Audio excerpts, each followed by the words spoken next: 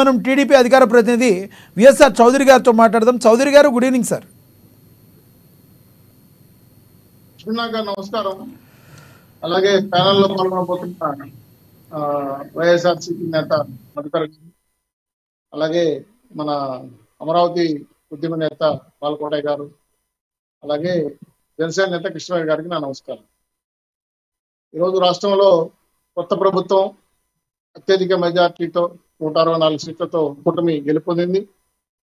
రాష్ట్రం అంతా కూడా ప్రజల కోరికల మేరకు పనిచేయాలని ప్రభుత్వ శాఖ మంత్రులు, ఎమ్మెల్యేలు వాయువేగంతో కార్యక్రమం మొదలుపెట్టారు. అటు అమరావతి కానీ ఇటు పోలవరం పనులు కానీ పూర్తి చేస్తాం. సందట్లో సడేమయ్యని శాఖల పరిధిలో భారీ అవినీతి నెలకొంది. దీనిపైన శ్వేతపత్రాలు రిలీజ్ చేయాల్సిన అవసరం ఉంది. దాదాపు 14 లక్షల కోట్ల రూపాయలు అప్పులు చేశారని ప్రభుత్వ లెక్కలు చెప్తున్నాయి. దీంతో పాటు 5 బడ్జెట్లు ప్రవేశపెట్టిన డబ్బులు దాదాపు ఒక 24,50,000 పైచిలకు డబ్బులు ఏకాకెత్తికెళ్ళిందో అర్థం కావడం లేదు. సో వీటిపైన కూడా ప్రభుత్వం లెక్కలు ఎంక్వైరీ కమిటీలు వేసి ప్రజాధనాన్ని ఎవరైతే డ్యూటీ చేశారో వాళ్ళందరికీ శిక్ష పడుతుంది. అందులో రాజీ పడే ప్రసక్తి లేదు. అయితే మీరన్నట్టు తెలుగుదేశం పార్టీ నిబంధనలకు అనుగుణంగా ప్రజల ఆస్తులకు వ్యతిరేకంగా సొంతంగా ఆస్తులు సమకూర్చుకొని బిల్డింగ్లు కట్టుకున్నాం. కానీ ఎక్కడ పడితే అక్కడ ఆవా భూములు, రాజుల భూములు, అదేవిధంగా పేదల భూములు, జగనన్న కాలనీలో భూములు, అలాగే చెరువు పరంబోకులు, ఏదైతే ఫిషరీ మ్యాన్కి పెట్టిన బోర్డు సంబంధించిన స్థలాలు కానీ, అదేవిధంగా కొన్ని రకాల ఎన్విరాన్మెంట్ భూములు, ఇలాంటి భూములన్నీ ఆక్రమించేసి అవి కూడా ఖరీదుగా ఉన్నారు, 100 కోట్ల విలువ కావాలి. అటువంటి భూములను ఆక్రమించేసి రాత్రి చీకటి జీవోలు ఇచ్చి రామ్కి అధినేత అయోధ్య రామారెడ్డి గారికి పట్టాభిషేకం చేసి వారి దగ్గర పిట్కో పద్ధతిలో దాదాపు 42 ఎకరాల కలిగిన భూమిని 900 కోట్ల విలువ కలిగిన కట్టడాలతో లక్షల కోట్ల రూపాయలు ఖర్చు పెట్టి ఈరోజు విలాసవంతమైన విల్లాలు కడుతున్నారు, ప్యాలెస్లు కడుతున్నారు. వాటిని ఈ ప్యాలెస్లు పిచ్చేమన్న తెలియదు. కానీ జగన్మోహన్ గారికి ఎక్కడ పోయినా భారతదేశంలో అన్ని మెట్రోపాలిటన్ సిటీలో కూడా ఆయనకి ప్యాలెస్లు ఉన్నాయి, బెంగళూరు కాడ నుంచి కలకత్తా వరకు. అదేవిధంగా ఋషికొండలో కూడా ఒక ప్యాలెస్ కట్టారు, అది మళ్ళీ ప్రభుత్వం మారిన తర్వాత వదిలేశారు. ఇంకా ఈ ప్యాలెస్లు పిచ్చేందో నాకు అర్థం కాలేదు. కానీ ఈ వేల కోట్ల రూపాయలు ప్రభుత్వ ఆస్తులు ఏ విధంగా లూటీ చేశారు కూడా దాని మీద ఎన్క్వైరీ చేయాల్సిన అవసరం ఉంది. సరే, ఒక భవనం అయితే పక్కన కొట్టారు, మన తాడేపల్లి దగ్గర ఉన్నటువంటి వైకాపా కార్యాలయం. పూర్తిగా అది ఫిషర్మ్యాన్ భవనానికి కట్టిన స్థలము, పైగా బకింగ్హామ్ కెనాల్ కానుకున్న స్థలము. దాంట్లో ఉన్నటువంటి సీడాక్సైడ్ రోడ్డుకి అడ్డంగా ఉందని చెప్పి కావాలని కట్టారని చెప్పి అనుమతులు లేని భవనంగా దాన్ని కొనుగొట్టారు. మన ఏవైతే అక్కడ ఉన్నటువంటి సిఆర్డి సంస్థకి సర్వ హక్కులు ఉన్నాయి, నిబంధనల విరుద్ధంగా చేస్తే కట్టేసారు. సో వాళ్ళ హక్కు ప్రకారం వాడు పోయాడు. ఇకపోతే పిల్లోడు స్కూల్కి బాగాలేదని చాక్లెట్ ఇస్తే పోతాను, లేదంటే నాకు యూనిఫామ్ కుట్టిస్తే పోతానని చెప్పి చిన్నపిల్లకాయలు మోరం చేస్తే చూశాను. కానీ శాసనసభకు ఎన్నికైనా ఒక పార్టీ అధినేతగా సింహమని, సింగల్ అని నేను వస్తే అందరూ భయపడతారని, మీరు ఎమ్మెల్యేగా గెలిచిన తర్వాత శాసనసభ రావడానికి కూడా భయపడి దొడ్డిదారిన వచ్చి వయ్యావుల శాఖలకు మాట్లాడి ముందస్తు ప్రమాణ స్వీకారం చేస్తారంటే కూడా మా అధినేత బాబు గారు గౌరవప్రదమైన పాత్ర ఇచ్చి వచ్చి ప్రమాణ స్వీకారం చేయమన్నారు. ఏ ప్రమాణ స్వీకారం అయిందో 10 నిమిషాలు లేకుండా వెళ్ళిపోయారు. మరుసటి రోజు సభా సాంప్రదాయాలను పాటించకుండా, స్పీకర్ ఎన్నికల్లో పాల్గొనకుండా డుమ్మా కొట్టేసి నేను పులివెందుల్లో ఏదో పులిగా చించాలని పోయి ఆ పులివెందులో పోయి పులి అయిందని అదేంటి. కానీ సభా సాంప్రదాయాల విరుద్ధంగా ప్రతిపక్ష నేతలంతా కలిసి సభాధ్యక్షుని కూర్చోబెట్టాల్సిన ఆనవాయితీని తొంగలో దొరికి మళ్ళీ నువ్వు బయటకు వచ్చి నాకు అబ్బాయిని పాత్రను అడుగుతారు, మాకు ప్రతిపక్ష హోదా ఇస్తే మేము అసెంబ్లీకి వస్తాం అంటే చిన్నపిల్లలాగా పవన్ కళ్యాణ్ గారికి భోజనం పెడితే ఏ భోజనం, బాబు గారికి ఏ భోజనం పెడితే ఆ భోజనం పెడితే నేను వస్తాను, నాకు ముందర సీట్ వేస్తే వస్తాను, నాకు హోంవర్క్ ఇవ్వకూడదు, నాకు టీచర్ ప్రశ్నలు అడగకూడదు, నన్ను పెద్ద కొట్టకూడదు, నన్ను ఎవరు ప్రశ్నించకూడదు, కించపరచకూడదు, జోకులు వేయకూడదు, నా ముందు కెమెరా పెట్టకూడదు, నేను పిచ్చి చూపులు చూస్తే మాట్లాడకూడదు, ఇట్లా లేకుండా చదవలేను, నీ కండిషన్లు పెడితే ఏం సార్ నాకు అర్థం కాలేదు. నిజంగా ఇవన్నీ అన్నారా? మీరు అతిశయోక్తిగా చెప్తున్నారా చౌదరి గారు? అతిశయోక్తిగానే ఉంది సార్. ఎందుకంటే ఇవన్నీ ఎవరు అడగరు సార్. నేను అడిగాడు సార్. ఎందుకంటే ఎప్పుడో 1994లో ఉపేంద్ర గారికి ఫ్లోర్ లీడర్ ఇచ్చారంట పార్లమెంట్ లో. అలాగే పీజీఆర్ కి ఉమ్మడి రాష్ట్రంలో ఫ్లోర్ లీడర్ గా ఇచ్చారంట.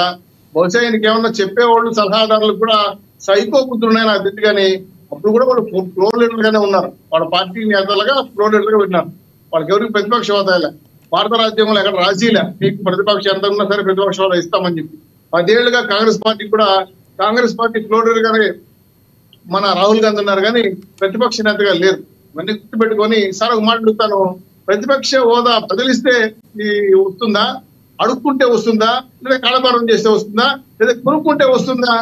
ఆ లెక్కనైతే నేనంటే నాకు 5 ఏళ్ళు ముఖ్యమంత్రి ఉన్నాను, మళ్ళా ఒక 5 ఏళ్ళు ముఖ్యమంత్రి అడిగితే పోలా ఎందుకు వచ్చిన బాధ? ఫ్లోర్ లీడర్ అసంగా మన స్పీకర్ గారికి 5 ఏళ్ళు నేను ముఖ్యమంత్రి ఉన్నాను సార్, నాకు పదవి లేకపోతే నిద్రపడదు, నేను మా మెంటాలిటీ వేరు నాది, మీరు కావాలంటే పక్కన కూర్చోండి, నా పక్కన సీట్ వేసుకోండి, కావాలంటే నాకు ముఖ్యమంత్రి పదవి ఇవ్వండి, సీఎం పదవి ఇచ్చేయండి, ఇది చిన్న చిన్న పదవులు అని చెప్పి అడగచ్చు కదా. చౌదరి గారు ఇప్పుడు నార్మల్ గా ఆయన ఇప్పుడు ముఖ్యమంత్రిగా అంటే ప్రజలు ఎన్నుకున్నారు, ముఖ్యమంత్రి అయ్యారు, ఓకే, ప్రతిపక్షంగా హక్కు రాలేదు, ఓకే, ఆయన డిమాండ్ చేయట్లేదు కదా, స్పీకర్ గారికి రిక్వెస్ట్ పెట్టుకుంటున్నారు, విశిష్ట అధికారాలు ఉన్నాయి, కల్పించినట్లయితే ప్రజల పక్షాన పోరాడతానని అడుగుతున్నారు. మరి ప్రభుత్వం కూడా తాను చేసుకునే పనులన్నీ కాకుండా ప్రతిపక్షం కూడా హోదా కలిగి ఎవరో ఒకళ్ళు ఉంటే ప్రభుత్వానికి కూడా అంతకుముందు ఏం చెప్పారో జగన్మోహన్ రెడ్డి గారు ఏం చేశారు మీరు కూడా క్వశ్చన్ అడగడానికి అవకాశం ఉంటుంది కదా సార్. మంచి ప్రశ్న వేసే సార్, ప్రతిపక్ష హోదా ప్రజలు ఇవ్వాలి. అవును, స్పీకర్ ముఖ్యమంత్రి గారు రాష్ట్రపతి ఉపరాష్ట్రపతి కాదు కదా, ప్రజలు ఇవ్వలే, నీకు అవసరం, నీ సేవ వల్ల మాకు అక్కర్లేదు, ఈ సైకో ముఖ్యమంత్రి మాకు అక్కర్లేదు, ఆ 11 సీట్లు కూడా ఎందుకు ఇచ్చారో మాకు అర్థం కావడం లేదని చెప్పి ప్రజలు తలపట్టుకుంటున్నారు. సరే మేము ముందాక స్పీకర్ పదవి ఇస్తాం అనుకో, ఏం చేస్తారు? 2 వచ్చి శాసనసభలో స్క్రిప్ట్ లేకుండా చదవలేడు, ఆ బిత్తులు సభలకు అర్థం కాదు, పైగా ఇటుపక్క అటుపక్క ఎక్కినవులు ఇంకుంటే చుట్టుపక్కల ఉండేవాళ్ళు కాబట్టి ఇంకా అంత పసుపు జనాలు కనబడతాయి కాబట్టి. గత ప్రభుత్వంలో ముఖ్యమంత్రి చౌదరి గారు మీరు మర్చిపోతే ఎలా, గత ప్రభుత్వం ముఖ్యమంత్రి 5 సంవత్సరాలు పరిపాలించిన ఆయన ఏం చేస్తారని అడుగుతున్నారు మీరు. ఆయన ఏం చేయలేదో వాటి గురించి మీరు గట్టిగా ఆయన్నే నిలదీయొచ్చు కదా. చాలా మంచి ప్రశ్న వేశారు సార్. ఈ మధ్య కాలంలో జగన్మోహన్ రెడ్డి గారు 2 పాయింట్లు చెప్పారు. 5 ఏళ్ళు కళ్ళు మూసుకోండి, 2029 ముఖ్యమంత్రి వస్తామన్నారు. అంటే జరిగిన 5 ఏళ్ళు నిద్రపోయాను, ఇంకో 5 ఏళ్ళు నిద్రపోయి మీరు మళ్ళీ మన అధికారులకు వచ్చేస్తామన్నారు. ఇట్లాంటి పగటి కళ్ళే కానీ సైకో ముఖ్యమంత్రి అక్కర్లేదని జనం తీర్పిచ్చారు. ఒక ఛాన్స్ వచ్చి చౌదరి గారు ఇప్పుడు ఓకే, గత రెండు రోజుల నుంచి జరుగుతున్న నాటకీయ పరిణామాల మధ్య ఇప్పుడు జగన్మోహన్ రెడ్డి గారు ఏదైతే అడిగారో అయ్యన పాత్ర అది అయ్యే అవకాశం లేదంటారా? ప్రతిపక్ష హోదా కల్పించే అవకాశం లేదంటారా? మీకున్న ఎక్స్పీరియన్స్ కంక్లూడ్ చేస్తాను సార్. చెప్పండి సార్. చట్టపరంగా 10% ఉంటే తప్ప ప్రతిపక్ష హోదా రాదు. 2, ఈయన అడిగే ఈ గొంతెమ్మ కోరికలు తీరవు. 3వ విషయం, ఫ్లోర్ లీడర్ గా రావచ్చు. మా యొక్క ముఖ్యమంత్రి మాజీ ముఖ్యమంత్రి జగన్మోహన్ రెడ్డి గారిని ఏమి మాటలు మాట్లాడారో శాసనసభలో మీరు చూశారు. 2 ఊతకర్రలు లేకపోతే పార్టీని పరిపాలించలేనన్నాడు. పవన్ కళ్యాణ్ గారు అసెంబ్లీ గేటు కూడా తాకలేదన్నారు. మా పార్టీ కల్లా చూసి మీ 23 మంది ఎమ్మెల్యేలు ప్రతిపక్ష హోదా లేకుండా తీసేస్తానన్నారు. అసెంబ్లీ గేటు కూడా తాకలేదన్నారు. అది కాకుండా వ్యక్తిత్వ హననం, భార్య అని పిల్లల్ని అందరిని దోషించారు. ఇది కాకుండా బూతుల శాఖ మంత్రితో చూపించారు. ఇవన్నీ ఆయన రిమైండ్ అవుతున్నాయి. నన్ను కూడా ఈ విధంగా చేస్తారేమో. చౌదరి గారు అయ్యన్న పాత్ర గారు ఒక విషయం పైన మాట్లాడాడు. అది రాజకీయ పార్టీ ఉండే మాట్లాడాడు. రాజకీయ పార్టీ మళ్ళీ స్పీకర్ అయిన తర్వాత మాట్లాడారు. రాజకీయ పార్టీగా రాజకీయంలో జనమని చేశారు. మా జగన్మోహన్ గారు కూడా ముఖ్యమంత్రి చంపేయండి, కాల్ చేయండి, ఉరేయండి కూడా అన్నారు. అది రాజకీయ పరిస్థితి. ఇప్పుడు అయ్యన్న పాత్ర నేరుగా బయటకు చేంజ్ చేయబడి స్పీకర్ అయిన తర్వాత జగన్మోహన్ రెడ్డి గారిని స్వాగతిస్తాం, ఆయన గౌరవిస్తాం, ఆయన నుంచి ప్రతిపక్షంగా నిలబడి అంటే శాసనసభ్యుడిగా రమ్మని చెప్తున్నాం. మీ ద్వారా అమ్మా టీవీ ద్వారా మానేది ఒకటే, మీరు గెలిచిన 11 మంది కాన్స్టిట్యున్సీ ప్రజల అభిప్రాయం మేరకు ఓటేశారు. వాళ్ళ సమస్యలు దేవాలయాలు అంటే శాసనసభ ప్రకటించాలి.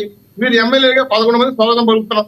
బ్రహ్మాండంగా కోరలేరుగా రండి, ప్రజా గొంతు వినిపించండి, నిర్ణయాత్మకమైన సూచనలు రాష్ట్ర ప్రభుత్వానికి సూచించండి, ప్రజల మనల్ని పొందండి. అంతేగాని బెగ్గింగ్ చేయద్దండి. అయ్యా బాబు మాకు ఆ పదవేండి, ఈ పదవేండి. ఇంకో ఈ మొలికేందంటే సార్ 11 మంది ఎమ్మెల్యేలు 4 ఒక పార్టీకి పోతున్నారు, ఇంకో 2 పార్టీ వేరే పార్టీకి పోతున్నారు. ఆల్రెడీ ఎంపీలు బీజేపీలోకి వెళ్ళిపోతున్నారు. ఆల్రెడీ చెప్పేసారు. మరి ప్రతిపక్ష హోదా ఎట్లా వస్తుంది సార్? 11 మంది ఎమ్మెల్యేలు 6 మంది పోతే, ఎంపీలు 2 పోతే, పైగా ఇంకో విషయం డీకే శివకుమార్ గారితో కలిసారు. కాంగ్రెస్ పార్టీ రిలీజ్ చేస్తారా? డౌట్ వస్తుంది. అనేక ప్రశ్నలకి ఈరోజు మూలంగా మన జగన్మోహన్ రెడ్డి నోరెప్పుకుంటా ప్రస్తుతం తప్పించుకుని తిరుగుతుంటే మనం ఏం చేయలేం. కాబట్టి ప్రత్యేక వర్ష హోదా అర్హత ఉండేది విశిష్ట అర్హతలు కలిగిన స్పీకర్ గారు నిర్ణయం తీసుకుంటారు. కాబట్టి నాకు తెలిసి ఆయన ప్రతిపక్ష హోదా రాదు, ఫ్లోర్ లీడర్ గా రావచ్చు అని నా ఉద్దేశం. కాబట్టి నేను మీ ద్వారా కోరేది మాత్రం జగన్మోహన్ రెడ్డి గారు ప్రజలు ఇచ్చిన తీర్పుని గౌరవించమని చెప్పండి, ప్రజా గొంతుకల్ని శాసనసభ నిర్మించమని చెప్పండి. వాళ్ళలాగా మేము దుర్మార్గంగా ప్రవర్తించాం, కక్ష సాధింపు చెయ్యం. మేము శాసనసభని గౌరవ సభగా మార్చాం, గౌరవ సభగా నడుపుతాం. వెల్కమ్ టు జగన్మోహన్ రెడ్డి అని చెప్తాం.